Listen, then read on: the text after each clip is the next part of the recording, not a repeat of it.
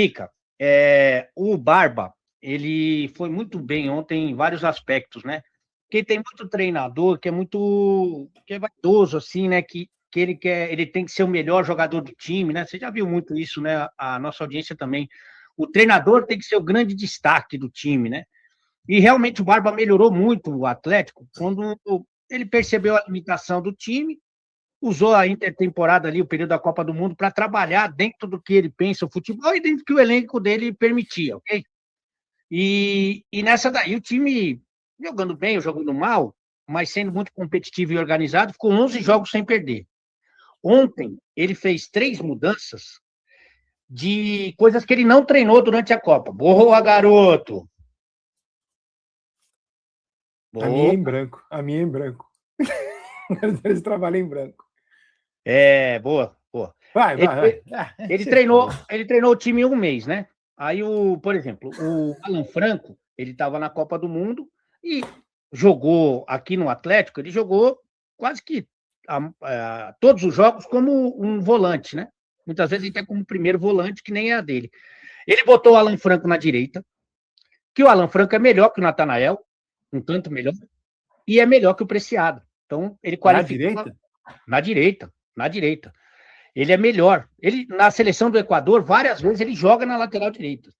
Então, ele qualificou aquele setor. Ele colocou o Castanho, que chegou agora. O Castanho não fez parte desse mês de treinamento. Mas ele entendeu que o Castanho, tecnicamente, era mais importante do que o treinamento que ele fez durante um mês com a rapaziada e que deu resultado. Mas o Castanho, tecnicamente, embora tenha chegado agora, na condição de primeiro volante, ele ajuda muito.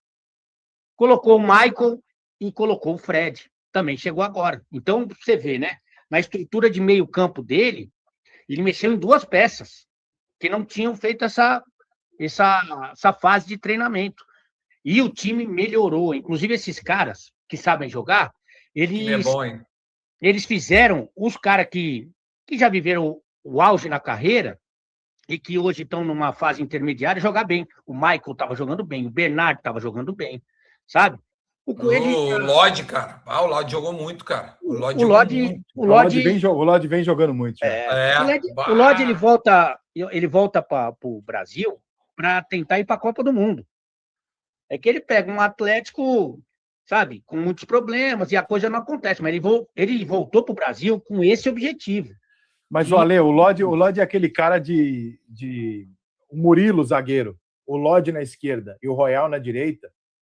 São 3 jogadores recentes que a seleção brasileira abriu mão por um lance. O Lodge comete o erro. O Murilo que era do Corinthians, contra a Argentina. O 2L. Ele é um dos melhores zagueiros da Premier League, está sendo lá cogitado a 40, 50 milhões de euros por time grande, Chelsea. Ele tem um jogo no Brasil, a Argentina joga mal, não volta mais. O Royal é expulso contra o Equador com 15 minutos de jogo. O Fabrício Bruno também nunca mais voltou. Fabrício Bruno também. E esse jogo do Lodge, cara, é Brasil e Argentina no Maracanã. E o Lodge abre o portal. O Lodge é o culpado pelo Messi ter títulos da Argentina. Ele abre o portal, porque ele erra uma bola. O Brasil joga muito mais do que a Argentina. Aquela é uma das grandes atuações da seleção, que a bola não entrou. Mas o Brasil jogou muito melhor que a Argentina. O Neymar acabou com aquele jogo. Não, o Neymar... Inclusive tem os jogadores argentinos falando que aquele jogo do Neymar é o mais impressionante que eles viram. É o mais difícil. Só que o Lodge comete um erro, e ele paga por esse erro até hoje, né? Porque ele tem bola para jogar na seleção. Ele não deve porra nenhuma pro Douglas. Ele é muito bom. Muito bom. E o Bernard, hein, cara? Eu que não vejo muito, me surpreende. O Bernard jogou uma bola redondíssima, velho. Ele tá numa fase boa, mas eu acho que essas mudanças melhoraram, potencializaram o Bernard, porque o Bernard e o Michael sabem jogar, né? Aí você pega outros caras que sabem jogar, a coisa flui. Mas como é que é? Ele jogando por dentro, não jogando aberto, assim, tendo que recompor. Ele é um cara que vinha até quase que um box-to-box, né? Ele e o Fred revezando. Cara, o Bernard me surpreendeu, velho. Aliás, o Galo me surpreendeu, né, Ale? Agora são 12 jogos sem perder do Atlético, e esse jogo de ontem foi a melhor atuação do Atlético pós-Copa do Mundo. Acho até que uma das melhores do ano, inclusive uma das melhores do ano. E ele fez uma coisa também, o Barba, que faz tempo que eu não via. Ele fez uma marcação individual, o Michael pegando o Matheus Pereira, que é uma coisa que você não vê muito, né? Porque Claro que dificulta para o meia, né, para o Matheus Pereira, mas se você tem um adversário te marcando individualmente, você pode colocar ele onde você quiser no desenho, né? Então, o Michael, que é um volante, se o Matheus Pereira quisesse bater o tiro de meta, o Michael ia junto. Se ele quiser jogar aberto, de centroavante, eu acho que o Cruzeiro não teve essa leitura de aproveitar esse espaço que poderia ter sido deixado.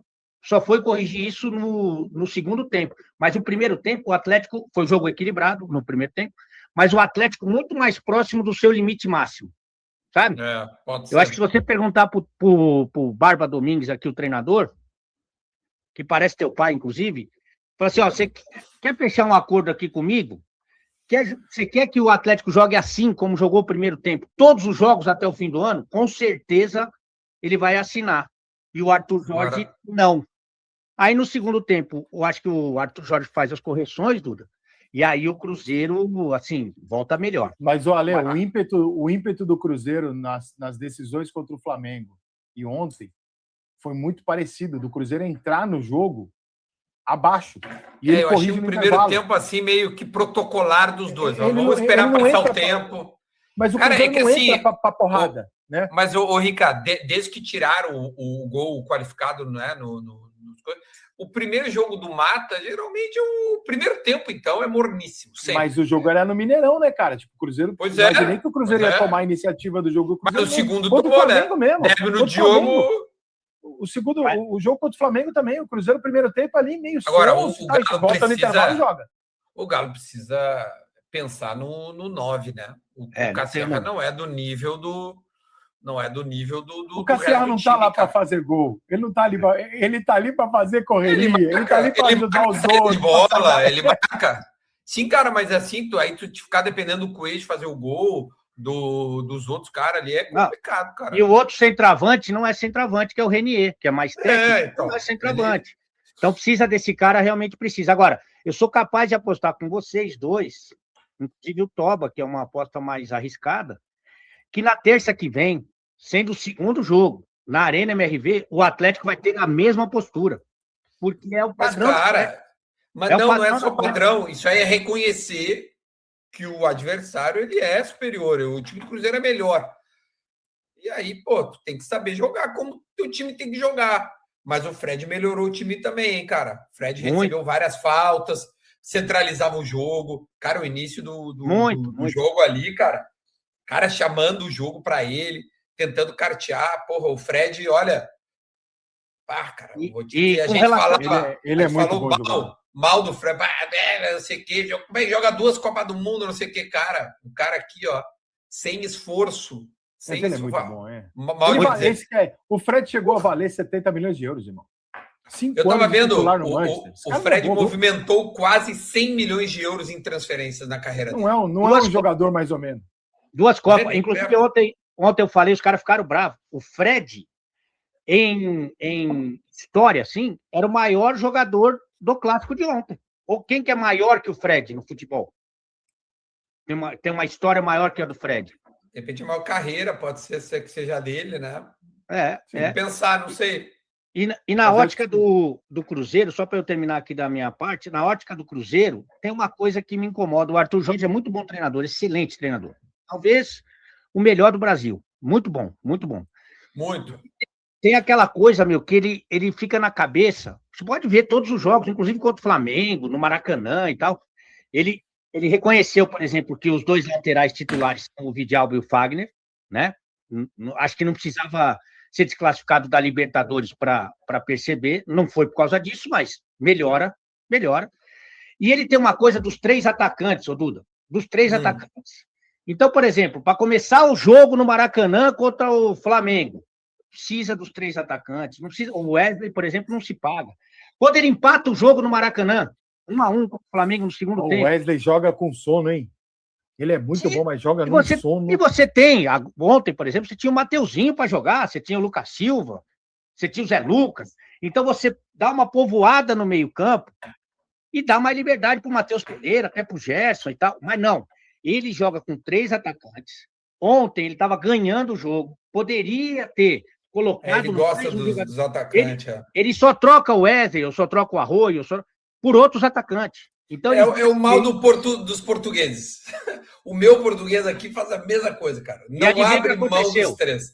No belo gol do Lodge, quem perde a bola é o Wesley.